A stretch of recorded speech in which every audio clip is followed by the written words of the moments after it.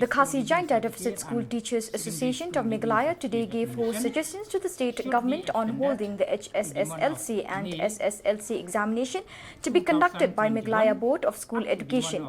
Speaking to the media after meeting the Meghalaya Education Secretary DP Walang, the President Khasi Joint Deficit School Teachers Association BK Khongjirem said the selection test for private candidates should be done away this year. Candidates who failed to clear private selection test 2019 conducted by the respective DSE should be allowed to appear in the SSLC examination directly. He also said that students from affiliated and non-affiliated schools should be allowed to appear in the MBOS examination directly, considering that the virus is expected to be active during the cold season. Last year, conducted by the respective DSEUs, should be allowed to appear in the SSLC examination directly. 3.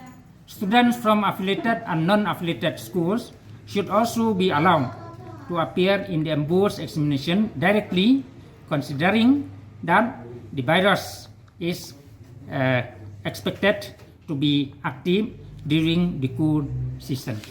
That is the. However, when the SSLC and HSLC examination are held in 2021, the standards of the examination and evaluation thereafter should not be compromised. Number 4, all the students from nursery up to class 9 should be unconditionally promoted to the next higher classes. Number 5, reopening of the school is left to the wisdom of the state government in consultation with the health department. And last one, it has been noticed that students' response to the counseling, clearing of the doubts session permitted by the government is very poor, and the attendance is very negligible. Parents seems to be reluctant to send their children to school for fears of exposure to the virus.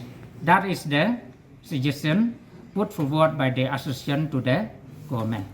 From the principal secretary, he assured the association that he will place this proposal in the meeting tomorrow between the MBOS and the education department.